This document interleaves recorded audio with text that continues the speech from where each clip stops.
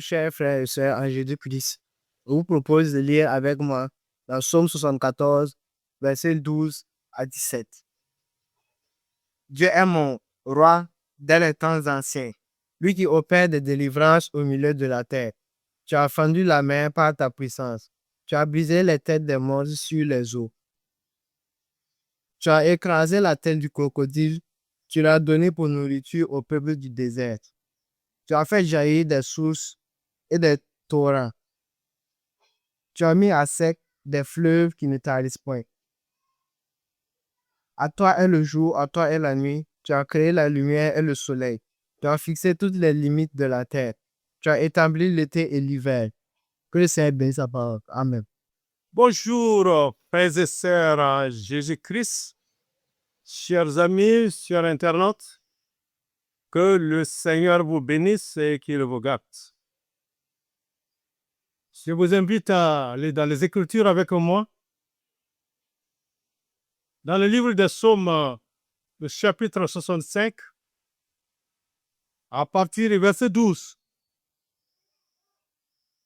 Tu couronnes l'année de tes biens et tes pas versent l'abondance. En d'autres termes, tes pas versent des bénédictions.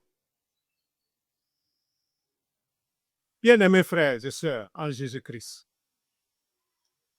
la Bible nous révèle que partout où Dieu passe, la vie change, la sécheresse disparaît et la bénédiction coule. Les pas de Dieu ne sont jamais inutiles. Ils apportent toujours la paix, ils apportent la restauration, la délivrance et la fécondité spirituelle. C'est ça qui nous interpelle ce matin. Les pas du Seigneur versent des bénédictions. Ça, c'est une vérité très profonde. Parce que lorsque Dieu marche dans une vie, quand Dieu marche dans une maison, il vient dans une maison, elle vient dans une assemblée, alors quelque chose de glorieux se produit toujours. La présence de Dieu est la source de toute bénédiction véritable. Amen. Il peut y avoir des activités religieuses, mais il n'y a pas la vie spirituelle. Les pas de Dieu, nous allons voir, sont venus à Abraham dans Genèse 18. Tournez avec moi dans Genèse 18. Les pas de Dieu sont venus à Abraham parmi les chaînes de Marie. Regardons d'abord au verset 1. Et nous allons voir que les pas de Dieu qui sont venus à Abraham, ces pas-là ont annulé la stérilité de Sarah. Et il a annoncé la venue de Isaac. Au verset 1, il dit, l'Éternel lui apparut parmi les chaînes de Mamré, comme il était assis à l'entrée de sa tente pendant la chaleur du jour. Il leva les yeux et regarda, et voici 3 hommes étaient debout près de lui. Quand il les vit, il courut au-devant d'eux depuis l'entrée de sa tente et se prosterna en terre. Et il dit, Seigneur, voyez ce Seigneur-là, il est au singulier. Donc, parmi les 3 là, il y a le Seigneur. Si je trouvais grâce à tes yeux, ne passe point, je te prie, loin de ton serviteur. Alors, nous allons voir ici qu'il va leur réserver un accueil très, très, très chaleureux. Et il va vraiment les mettre à l'aise. Alors, au verset 9. Alors, il lui dit, où est Sarah, ta femme? Il répondit, elle est là dans la tente. L'un d'entre eux dit, et le Seigneur est là qui parle maintenant. Je reviendrai vers toi à cette même époque, et voici Sarah, ta femme, aura un fils. Amen. À la même époque, je reviendrai et Sarah aura un fils. Sarah écoutait à l'entrée de la tente qui était derrière lui.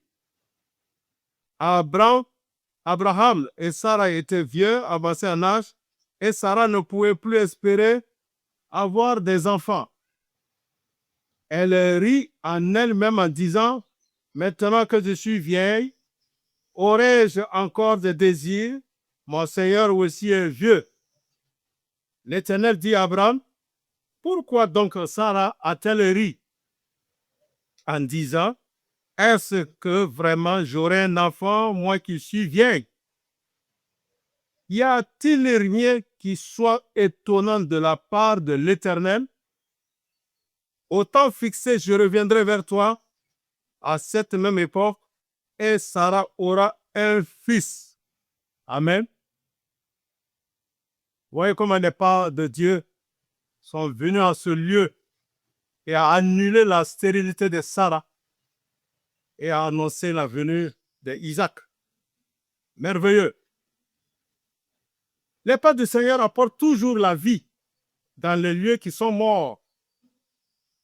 Dans les Écritures, partout où Jésus passait, les malades étaient guéris, les aveugles voyaient, les morts ressuscitaient et les captifs étaient libérés. Comme le dit Actes des Apôtres, chapitre 10, regardons. Actes des Apôtres, chapitre 10, le verset 38. Il dit là-bas, vous savez comment Dieu a oint du Saint-Esprit de force Jésus de Nazareth, qui allait de lieu en lieu et faisant du bien et guérissant tous ceux qui étaient sous l'empire du diable, car Dieu était avec lui. Amen. Jésus allait de lieu en lieu. Il faisait du bien et guérissait. Et tous ceux qui étaient sous l'empire du diable, ils étaient libérés. Les pas du Seigneur ne laissent jamais une vie dans le même état. Là où l'homme voit une vallée desséchée, Dieu, lui, voit une armée qui peut revivre. Là où l'ennemi a semé des larmes, Christ, il fait jaillir la consolation. Amen. Le cœur de l'homme reste inquiet jusqu'à ce qu'il marche véritablement avec Dieu. En effet, beaucoup cherchent la paix dans les choses visibles. Mais seule la présence du Seigneur peut remplir le vide intérieur. Il n'y a que la présence de Dieu qui peut remplir le vide intérieur. Les pas du Seigneur libèrent également des chaînes. Amen. Regardons Matthieu 8, le verset 14. Matthieu 8, 14. Matthieu 8, le verset 14. Jésus se rendit ensuite à la maison de Pierre, dont il vit la belle-mère couchée et ayant la fièvre. Il toucha à sa main et la fièvre la quitta, puis elle se leva et le servit. Amen. Les pas de Jésus sont venus dans la maison de Pierre. Sa belle-mère avait la fièvre et Jésus a touché sa main. La fièvre a abandonné le corps. Amen. Les pas de Jésus sont venus également à Bartimée. Nous trouvons toujours cela dans Marc 10. Marc 10, verset 46. Marc 10, le verset 46. Ils arrivèrent à Jéricho. Et lorsque Jésus est sorti avec ses disciples et une assez grande foule, le fils de Timée, Bartimée, mendiant aveugle, était assis au bord du chemin. Il entendit que c'était Jésus de Nazareth.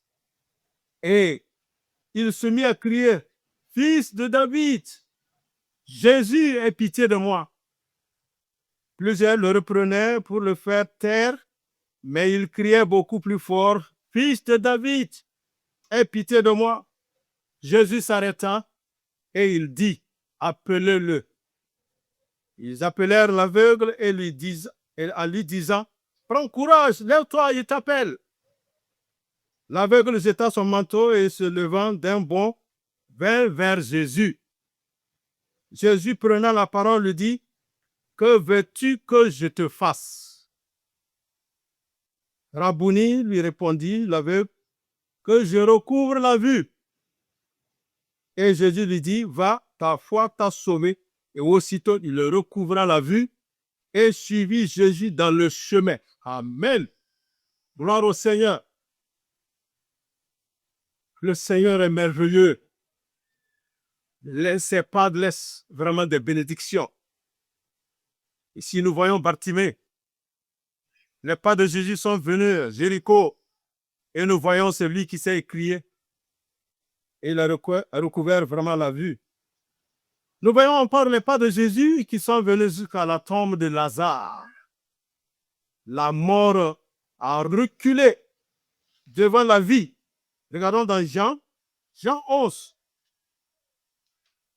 Jean 11, le verset 43. Jean 11, 43. Nous y sommes. Jean 11, 43. Jésus est devant la tombe de Lazare qui est mort. Ça fait déjà 4 jours. Ça sent. Alors, verset 43. Ayant dit cela, il criait d'une voix forte, « Lazare, sors !» Et le mort sortit, et les pieds et les mains liés de bandes, et le visage enveloppé d'un linge. Et Jésus leur dit, « Daignez-le et laissez-le aller. » Amen. Les pas de Jésus devant la mort s'efface. Amen. Parce qu'il est la vie. Jésus est la vie. Il est le chemin, il est la vérité. Quand il vient là où il y a la mort, alors la vie s'implante. Amen. Ésaïe avait vu ça depuis des années dans Ésaïe 9. Le verset 1, il dit, le peuple qui marchait dans les ténèbres voit une grande lumière. La lumière est venue dans le monde. On marchait tous dans les ténèbres. Amen. Les pas de Dieu sont venus jusqu'à nous dans notre ténèbre. Il a pris un corps. Il est descendu sur notre terre en ténébreuse. Et il a porté la lumière. Là, Jésus dit, je suis la lumière du monde. Celui qui me suit ne marchera pas dans les ténèbres. Amen. Satan recule toujours là où Jésus avance. Voilà pourquoi le croyant doit toujours inviter le Seigneur dans tous les domaines de sa vie. Dans ta maison, dans tes pensées, dans tes projets, dans ton ministère. Il faut inviter Jésus.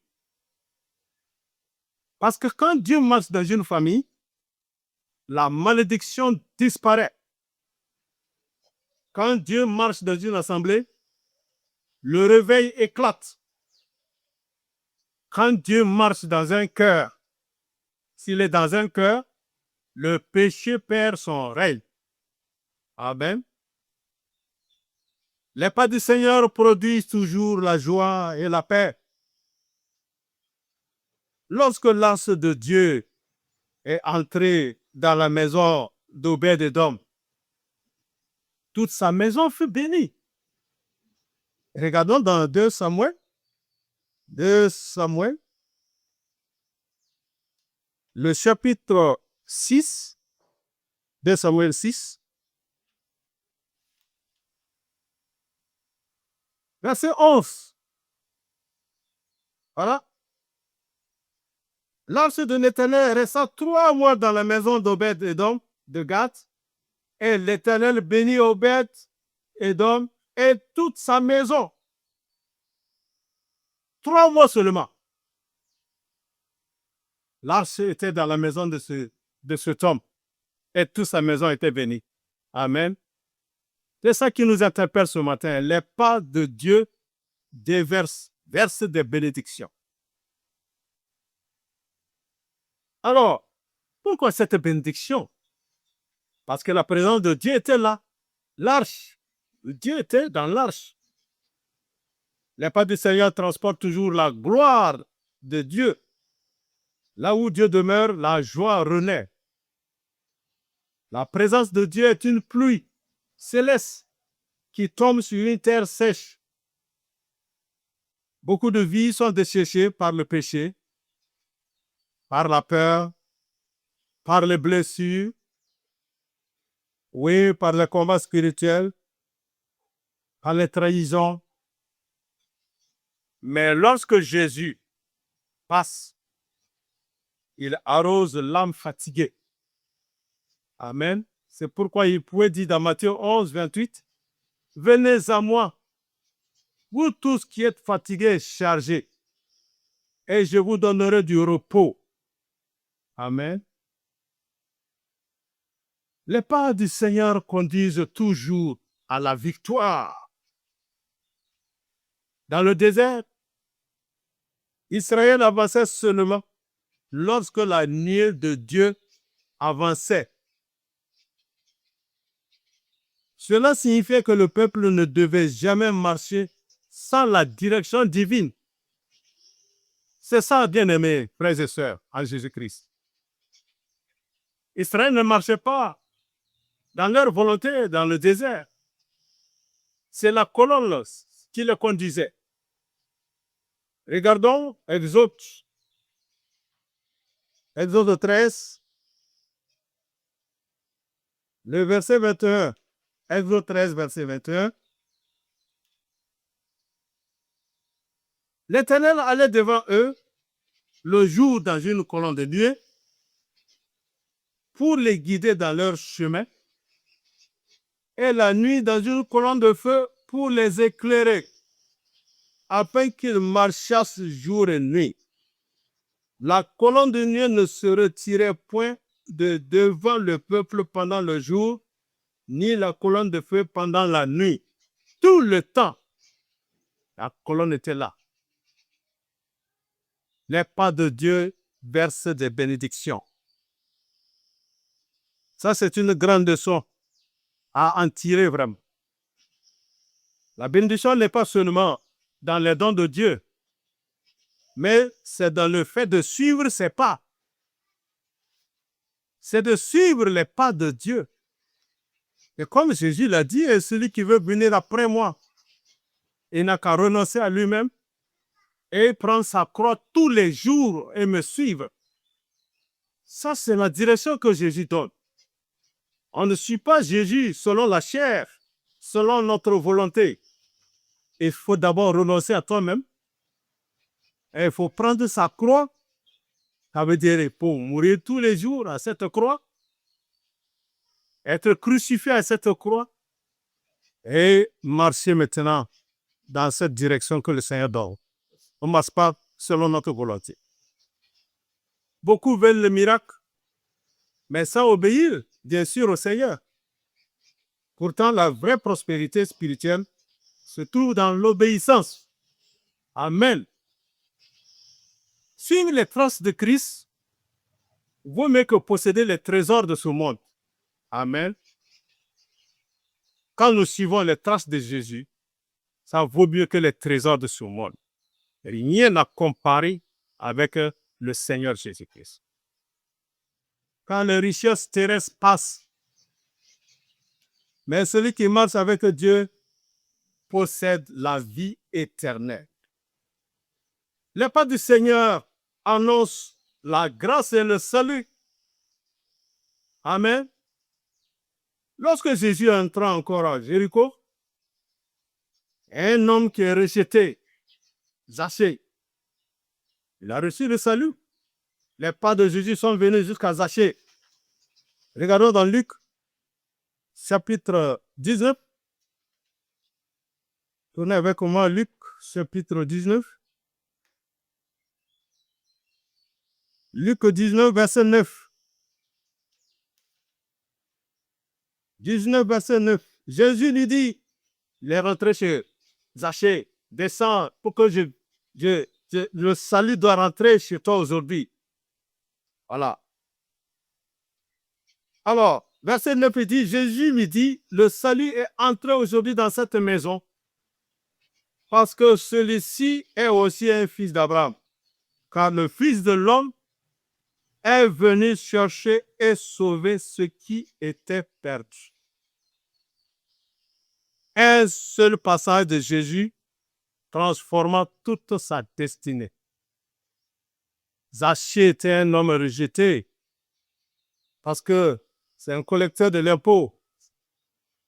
On les regardait comme des voleurs, on les regardait comme des gens méchants. Mais c'est pour la preuve, même quand Jésus passait, il est monté sur un sycomore pour le regarder. Il cherchait vraiment le Seigneur. Comme aujourd'hui, des gens cherchent le Seigneur. Mais les pas du Seigneur viennent à toi. Si vraiment tu le cherches, parce qu'il dit, celui qui me cherche, je vais me laisser trouver. Si il cherche vraiment de tout son cœur. La destinée de Zachée a changé. C'est ça la puissance des pas du Seigneur. Il change les pécheurs en adorateurs, les faibles en témoins. Vous devenez des témoins et les captifs en hommes libres. Jésus libère. Si le Fils t'affranchit, tu seras totalement libre. Amen. Les pas de Christ l'ont conduit jusqu'à la croix. Amen. Afin de verser la plus grande des bénédictions, le salut éternel. Voyez-vous, bien-aimés frères et sœurs en Jésus-Christ, comme le dit Hébreux 10, à partir du verset 5, c'est pourquoi Christ, entrant dans le monde, dit, tu n'as voulu ni sacrifice, ni offrande, mais tu m'as formé un corps. Tu n'as agréé ni holocauste, ni sacrifice pour le péché. Alors j'ai dit, voici, je viens. Dans le rouleau du livre, il est question de moi pour faire, ô Dieu, ta volonté. Voyez Dieu du haut des cieux. Il a envoyé son Fils, il a formé un corps. Et Jésus entrant, et nous a expliqué cela. Parce que Dieu ne voulait plus le sacrifice des animaux. Dieu ne voulait plus les holocaustes. Il n'en voulait plus. C'est pourquoi il a formé un corps à son Fils et qui est venu l'agneau de Dieu qui ôte le péché du monde, qui a pris tout le péché dans son corps. Parce que la Bible dit dans Romains que le vieil homme, le corps de péché, le corps adamique, le péché est condamné dans ce corps. Le péché est condamné dans ce corps. Alors Jésus est venu en forme de ce corps et il a pris vraiment nos péchés et il est allé à la croix pour régler ce problème, pour mourir, verser son sang, enseveli et ressuscité et vivant pour nous.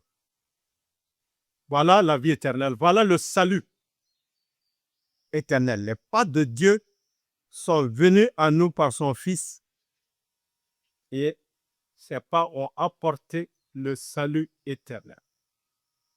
Parce qu'à Golgotha, nous voyons ses pieds. Jésus a donné ses pieds là.